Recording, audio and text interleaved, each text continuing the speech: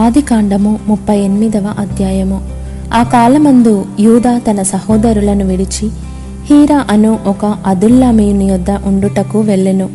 అక్కడ షూయా అను ఒక కనానీయుని కుమార్తెను యూదా చూచి ఆమెను తీసుకొని ఆమెతో పోయెను. ఆమె గర్భవతి అయి కుమారుని కనగా అతడు వానికి ఏరు అను పేరు పెట్టెను.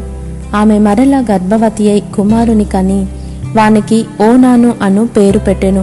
ఆమె మరల గర్భవతి అయి కుమారుని కని వానికి షేలా అను పేరు పెట్టెను. ఆమె వీని కనినప్పుడు అతడు కజీబులో నుండెను. యూదా తన జ్యేష్ఠ కుమారుడైన ఏరునకు తామారు అను దానిని పెండ్లి చేసెను.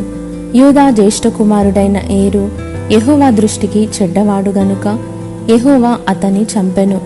అప్పుడు యూదా ఓనానుతో, నీ అన్న భార్య యొద్దకు వెళ్ళి మరిది ధర్మము జరిగించి నీ అన్నకు సంతానము కలుగజేయుమని చెప్పెను. ఓనాను ఆ సంతానము తనది కానేరదని ఎరిగి ఆమెతో పోయినప్పుడు తన అన్నకు సంతానము కలుగజేయకుండునట్లు తన రేతస్సును నేలను విడిచెను. అతడు చేసినది యెహోవా దృష్టికి చెడ్డది గనుక ఆయన అతని కూడా చంపెను.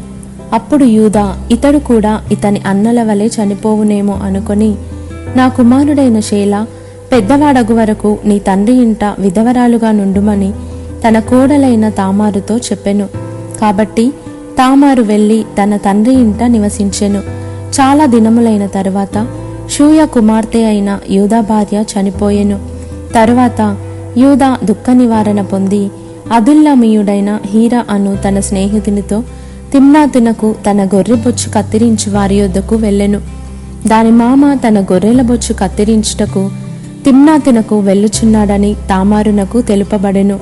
అప్పుడు షేలా పెద్దవాడైనప్పటికీ తాను అతనికియ్యబడకుండుట చూచి తన వైధవ్య వస్త్రములను తీసివేసి ముసుగు వేసుకొని శరీరమంతయు కప్పుకొని తిమ్నాతునకు పోవు మార్గములో నుండు ఏనాయిము ద్వారమున కూర్చుండగా యూదా ఆమెను చూచి ఆమె తన ముఖము కప్పుకొనినందున వేశ్య అనుకొని ఆ మార్గమున ఆమె దగ్గరకు పోయి ఆమె తన కోడలని తెలియక నీతో పోయేదను రమ్మని చెప్పెను.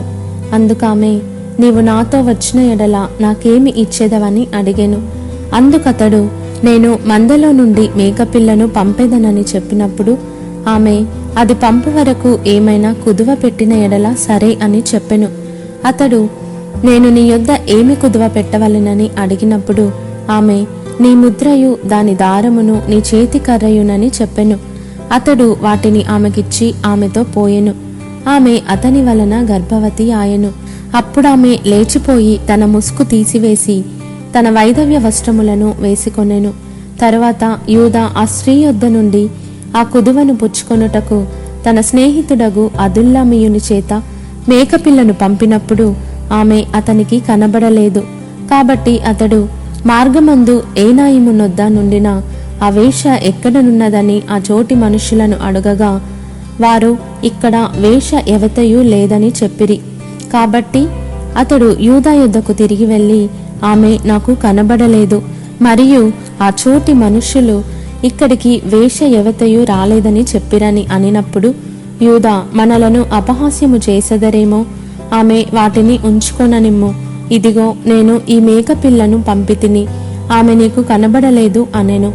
రమారమి 3 నెలలైన తరువాత నీ కోడలగు తామారు జారత్వము చేసెను. అంతేకాక ఆమె జారత్వము వలన గర్భవతి అయినదని యూదాకు తెలుపబడెను.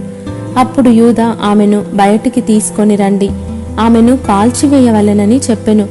ఆమెను బయటికి తీసుకొని వచ్చినప్పుడు ఆమె తన మామ యొద్దకు ఆ వస్తువులను పంపి, ఇవి ఎవరివో ఆ మనుష్యుని వలన నేను గర్భవతినైతిని.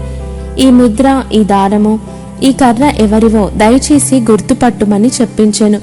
యూదా వాటిని గుర్తుపట్టి, నేను నా కుమారుడైన షేలాను ఆమెకు ఇయ్యలేదు గనుక ఆమె నాకంటే నీతిమంతురాలని చెప్పి మరి ఎప్పుడునూ ఆమెను కూడలేదు. ఆమె ప్రసవకాలమందు కవలవారు ఆమె గర్భమందుండిరి. ఆమె ప్రసవించుచున్నప్పుడు ఒకడు తన చెయ్యి బయటికి చాచెను గనుక మంత్రసాని ఎర్రనూలు తీసి వాని చేతికి కట్టి, ఇతడు మొదట బయటికి వచ్చునని చెప్పెను. అతడు తన చెయ్యి వెనుకకు తీసినప్పుడు అతని సహోదరుడు బయటకి వచ్చెను. అప్పుడామె, నీవేళ భేదించుకొని వచ్చితివనెను. అందుచేత అతనికి పెరెసు అను పేరు పెట్టబడెను. తరువాత తన చేతిని తొగరుగల అతని సహోదరుడు బయటికి వచ్చెను. అతనికి జెరహు అను పేరు పెట్టబడెను.